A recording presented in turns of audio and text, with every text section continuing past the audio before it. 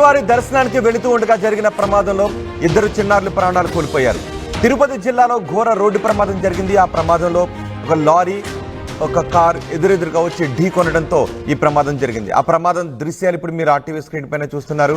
కొంత మిమ్మల్ని కలవరపాటు గురి చేసే అవకాశం ఉంటుంది, కానీ ఈ వార్తను మీకు తెలియచేయాలనే ఉద్దేశంతోనే దీన్ని ప్రసారం చేస్తున్నాం.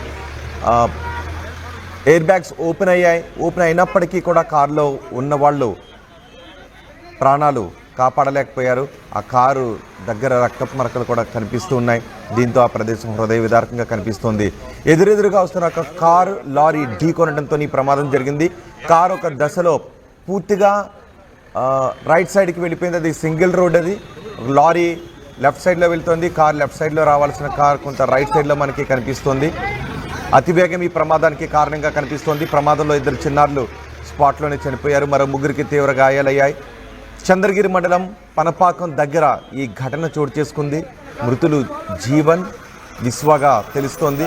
కుటుంబంతో కలిసి శ్రీవారి దర్శనానికి వెళుతూ ఉండగా ఈ ప్రమాదం చోటు చేసుకుంది. తమిళనాడు కోయంబత్తూరు నుంచి ఈ కుటుంబం తిరుమల శ్రీవారిని దర్శించుకోవడానికి వస్తున్న సమయంలో మార్గ మధ్యలో ప్రమాదం రూపంలో ఇద్దరు చిన్నారులు చనిపోయారు.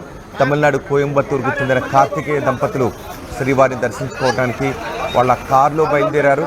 అయితే అతివేగమే ఈ ప్రమాదానికి కారణంగా తెలుస్తోంది. సింగిల్ రోడ్లో వేగంగా వస్తూ లారీని ఢీకొనడంతో లారీ కిందకి ఏ విధంగా కారు వెళ్ళిపోయిందో మనం చూడొచ్చు. ఎయిర్ బ్యాగ్స్ ఓపెన్ అయినప్పటికీ ఇద్దరు చిన్నారులు మాత్రం తమ ప్రాణాలను కోల్పోయారు.